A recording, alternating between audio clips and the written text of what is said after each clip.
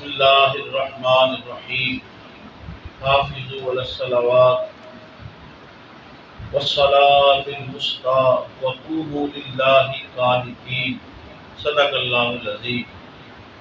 واجب الاحترام اللہ رب العزت جل وعلا نے قرآن حکیم کے اندر ارشاد فرمایا، پابندی کرو سب نمازوں کی، خصوصاً درمیانی نماز کی، اور کھڑے رہا کرو، قیام کیا کرو اللہ کے لیے عاجزی کرتے ہوئے۔ نماز کا ذکر قرآن مجید کے اندر اللہ رب العزت نے مختلف مقامات پر کئی مرتبہ ارشاد فرمایا۔ کئی فرمایا یقیمون الصلاۃ، کئی فرمایا اقیموا الصلاۃ، کئی فرمایا اقاموا الصلاۃ، کئی فرمایا ان الصلاۃ تنہی عن الفحشاء والمنکر، کئی فرمایا ان الصلاۃ کانت علی المؤمنین کتابا موقوتا۔ الغرض نماز کی بار بار خود رب ذوالجلال نے قرآن مجید کے اندر تلقین ارشاد فرمائی ہے۔ رسول اللہ صلی اللہ علیہ وآلہ وسلم کی مبارک احادیث کا مطالعہ کیا جائے تو خود رسالت مآب صلی اللہ علیہ وآلہ وسلم نماز کی ان مبارک الفاظ کے ساتھ بار بار تلقین ارشاد فرماتے ہیں۔ کبھی میرے اور آپ کے پیارے آقا صلی اللہ علیہ وآلہ وسلم یوں ارشاد فرماتے ہیں، الصلاۃ عماد الدین، نماز دین کا ستون ہے۔ کبھی حضور ارشاد فرماتے ہیں جعلت قرۃ عینی فی الصلاۃ، نماز کے اندر میری آنکھوں کی ٹھنڈک رکھ دی گئی۔ کبھی حضور ارشاد فرماتے ہیں بین العبد و بین الکفر ترک الصلاۃ، بندہ مومن اور بندہ کافر کے درمیان نماز چھوڑ دینے کا فرق ہے۔ الغرض حضور رحمت عالم صلی اللہ علیہ وآلہ وسلم بھی بار بار نماز کی تلقین ارشاد فرما رہے ہیں۔ اس مقام پہ اللہ پاک نے فرمایا تمام نمازوں کی حفاظت کرو، بالخصوص وسطی نماز کی، درمیانی نماز کی حفاظت کرو۔ درمیانی نماز کی خصوصی طور پہ حفاظت کی تلقین ارشاد فرمائی۔ یہ درمیانی نماز کون سی ہے؟ اس حوالے سے مفسرین کے مختلف اقوال ہیں، لیکن اس کو تقویت عصر کی نماز کے قول کے ساتھ اس وجہ سے بھی ملتی ہے کہ مسلم شریف کی حدیث پاک ہے، آقا کریم علیہ الصلوۃ والتسلیم غزوہ خندق کے موقع پر جب دشمنوں سے کفار سے لڑتے لڑتے نماز عصر پڑھنے کا وقت نہ ملا تو پھر حضور نے ارشاد فرمایا، جس کا مفہوم یہ ہے کہ اللہ تعالیٰ کافروں کے گھروں اور ان کی قبروں کو آگ سے بھر دے کہ جس کی وجہ سے ہم نماز عصر نہ ادا کر سکے، اور نماز عصر وسطی جو ہے وہ ہماری قضا ہو گئی۔ تو اس سے تقویت ملتی ہے کہ وسطی نماز سے مراد نماز عصر ہے۔ واجب الاحترام نبی کریم صلی اللہ علیہ وآلہ وسلم نے ارشاد فرمایا، جس نے نمازوں کی ظاہری اور باطنی تمام حقوق کی حفاظت کی، اس کے لیے قیامت کے دن 3 انعام ہوں گے، نور، دلیل، اور قیامت کے دن اللہ کے عذاب سے نجات حاصل ہوگی۔ اور جو ان پر محافظت نہیں کرتا، یعنی نماز کو صحیح طریقے سے نہیں ادا کرتا، اس کے لیے آخرت میں نہ نور ہوگا، نہ دلیل ہوگی، اور نہ ہی نجات، اور قیامت کے دن اس کا حشر بے نمازی کا اللہ تعالیٰ محفوظ رکھے۔ قارون، فرعون، حامان، ابی بن خلف جو شدید ترین اللہ تعالیٰ کے معتوب تھے، ان کے ساتھ ہوگا الامان الفید۔ واجب الاحترام نبی کریم صلی اللہ علیہ وآلہ وسلم کا ارشاد گرامی ہے، جس کا مفہوم سماعت فرمائیں۔ جب آدمی نماز کے لیے تکبیر کہتا ہے تو اللہ تبارک و تعالیٰ فرشتوں کو فرماتا ہے، میرے بندے کے تمام گناہ اس کی گردن سے اٹھا لو، یہاں تک کہ وہ گناہوں سے پاک اور صاف اور منزہ ہو کے میری عبادت کرے۔ فرشتے اللہ کے حکم سے نمازی کے تمام گناہ اس سے ہٹا لیتے ہیں۔ جب بندہ نماز سے فارغ ہوتا ہے، فرشتے عرض کرتے ہیں باری تعالیٰ، اے پروردگار عالم، اب ہم اس کے گناہوں کو دوبارہ اس کی طرف لوٹا دے۔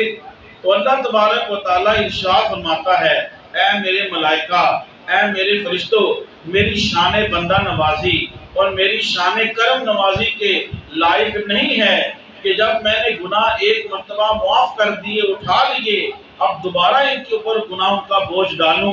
اے فرشتوں گواہ ہو جاؤ، نماز کی برکت سے میں نے اپنے فضل سے ان کے گناہوں کو بخش دیا ہے۔ نبی کریم صلی اللہ علیہ وآلہ وسلم نے ارشاد فرمایا، جو آدمی 3 اعمال یعنی 3 کاموں کی پابندی کرتا ہے، وہ میرا حقیقی دوست اور اللہ کا ولی ہے۔ فرمایا جو ان کو ضائع کرتا ہے وہ میرا حقیقی دشمن ہے۔ صحابہ کرام نے عرض کیا، یا رسول اللہ صلی اللہ علیہ وآلہ وسلم، وہ 3 کام کون سے ہیں؟ نبی کرم صلی اللہ علیہ وآلہ وسلم نے ارشاد فرمایا، الصوم والصلاۃ وغسل الجنابہ۔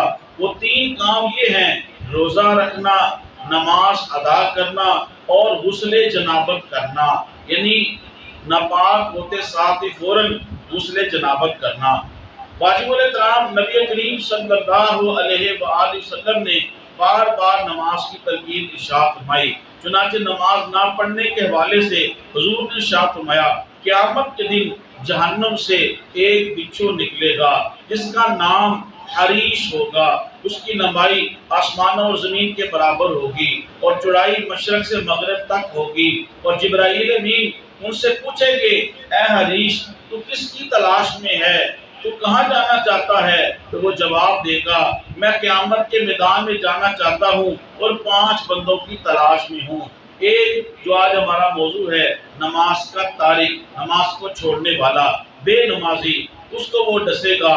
دوسرا فرمایا زکوٰۃ ادا نہ کرنے والا، جس کے اوپر زکوٰۃ فرض ہے اور وہ زکوٰۃ ادا نہیں کرتا۔ تیسرا والدین کا نافرمان۔ چوتھا شراب نوشی کرنے والا۔ پانچواں مسجد میں دنیا کی باتیں کرنے والا۔ واجب الاحترام اس میں ایک بات خصوصی طور پہ قابل غور ہے کہ مسجد میں دنیا کی باتیں کرنا، یہ بھی ہم آج کے دور کے اندر عام ہو چکا ہے۔ اس سے ہمیں بہت ہی زیادہ سختی کے ساتھ گریز کرنا چاہیے۔ صرف اور صرف اللہ اس کے رسول کا ذکر یا مسجد کے متعلق جو بات ہے یا واعظ و نصیحت ہے، اچھی بات بتانا ہے، کوئی تبلیغ کرنا ہے، اس کے علاوہ مسجد کے اندر دنیا کی باتیں بالکل نہیں کرنی چاہیے۔ میرے مرشد شیخ الاسلام خواجہ قمر الدین سیالوی رضی اللہ تعالیٰ عنہ ایک مرتبہ نماز پڑھ رہے تھے، پیچھے 2 مرید بیٹھ کے ایک دوسرے کو کہہ رہا تھا کہ میرا فلاں علاقے کے اندر ایک گھر ہے، اس کا یوں نقشہ ہے۔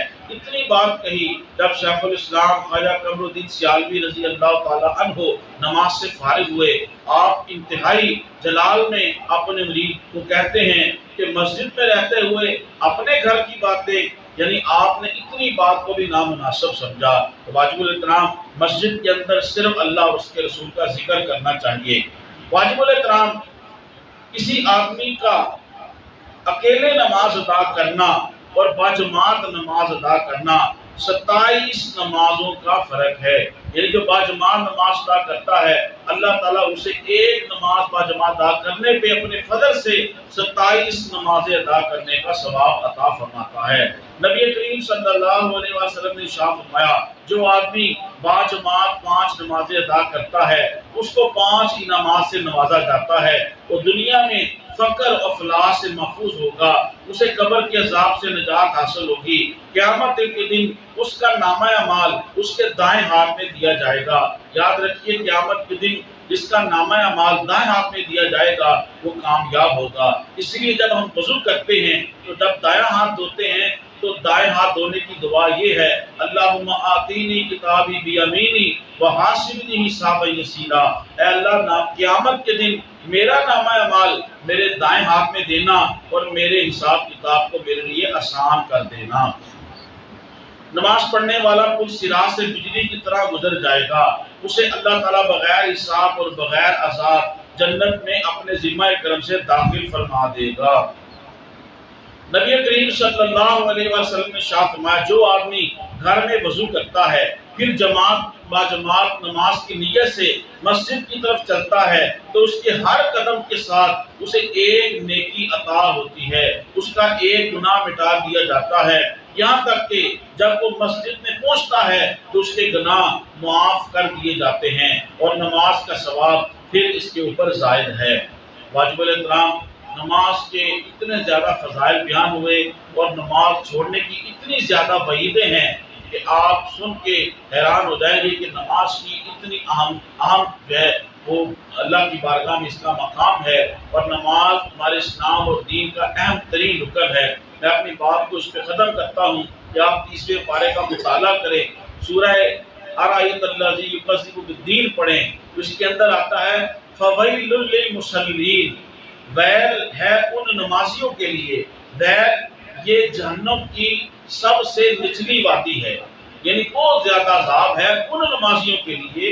نمازیوں کے لیے کہا ہے اللہ نے، بے نمازیوں کے لیے نہیں، فرمایا ہلاکت ہے، بربادی ہے، جہنم کا سب سے نچلا طبقہ ان نمازیوں کے لیے الذین هم عن صلاتهم ساہون، جو اپنی نمازوں میں جان بوجھ کی سستی کرتے ہیں۔ آپ اندازہ کریں کہ جب جان بوجھ کی سستی کرنے سے اتنا بڑا عذاب ہے تو جو سرے سے نماز پڑھتے ہی نہیں ہیں، انہیں فکر ہی نہیں ہے، یعنی پورے دن کی پنجگانہ نماز با جماعت گزر گئی، جمعہ گزر گیا، عید آ گئی، انہیں کوئی فکر ہی نہیں ہے، تو واجب الاحترام یہ بہت بڑا گناہ ہے۔ یہی وجہ ہے کہ آج بے شمار پیسہ کماتے ہیں، برکت نہیں ہے، بے شمار پیسہ کماتے ہیں، پریشانی ہیں، سکون نہیں ہے، بے اطمینانی ہے۔ سکون صرف اور صرف اللہ کے ذکر میں ہے۔ الا بذکر اللہ تطمئن القلوب، خبردار دلوں کا سکون فقط اللہ کے ذکر میں ہے۔ تو نماز ایک ایسی چیز ہے، جب ہم باوضو ہو کے 5 وقت مسجد میں حاضر ہو کے نماز پڑھتے ہیں، اللہ تعالیٰ ہمیں دین و دنیا کی برکتیں اور سکون عطا فرماتا ہے۔ اللہ تعالیٰ ہمیں مرتے دم تک نماز پنجگانہ با جماعت پڑھنے کی توفیق عطا فرمائے۔ اللہم صلی علی سیدنا مولانا محمد مبارک وسلم علیہ۔ ربنا آتنا فی الدنیا حسنۃ وفی الآخرۃ حسنۃ وقنا عذاب النار۔